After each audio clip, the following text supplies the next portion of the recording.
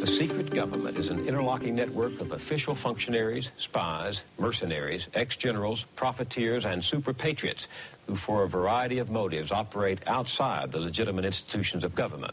Presidents have turned to them when they can't win the support of the Congress or the people, creating that unsupervised power so feared by the framers of our Constitution.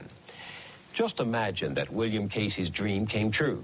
Suppose the enterprise grew into a super-secret, self-financing, self-perpetuating organization. Suppose they decided on their own to assassinate Gorbachev or the leader of white South Africa. Could a president control them? And what if he became the enterprise's public enemy number one?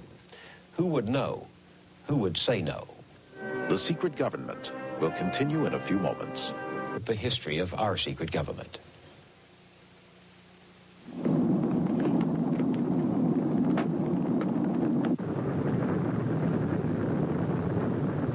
World War II was over.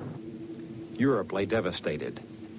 The United States emerged as the most powerful nation on earth. But from the rubble rose a strange new world, a peace that was not peace, and a war that was not war.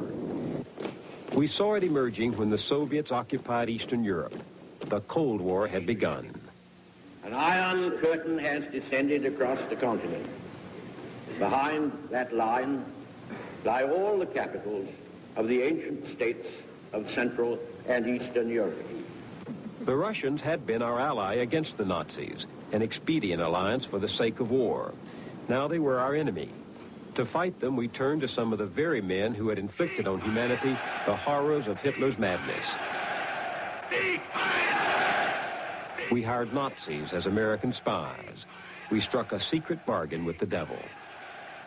One that I know real well is Klaus Barbie. He was wanted by the French as their #1 war criminal. And somehow we employed a man like that as a very secretive informant. Erhard Dabringhaus was employed in the U.S. Army Counterintelligence Corps and assigned to work with Nazi informants spying on the Russians.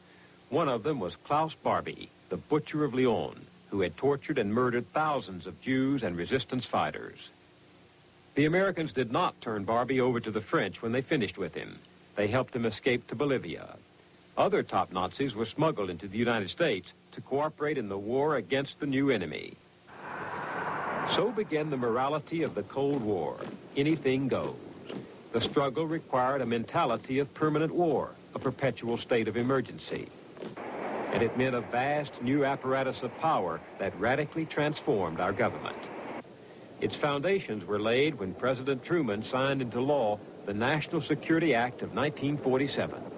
Now, that National Security Act of 1947 changed dramatically the direction of this great nation. It established the framework for a national security state.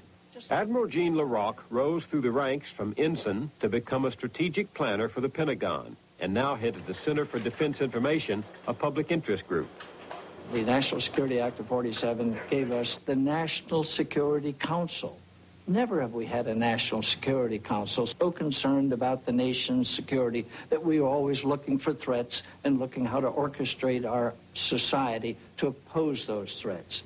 National security was invented almost in 1947, and now it has become the prime mover of everything we do is measured against something we invented in 1947. The National Security Act also gave us the Central Intelligence Agency.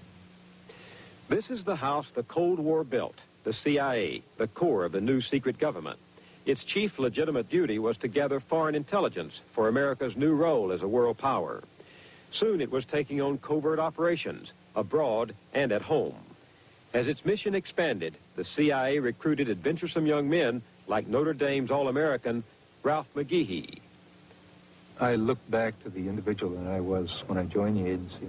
I was a dedicated Cold Warrior who felt the agency was out there fighting for liberty, justice, democracy, and religion around the world. And I believed wholeheartedly in this. I just felt proud every day that I went to work because I was out at the vanguard of the battle against the international evil empire, international communist, the evil empire.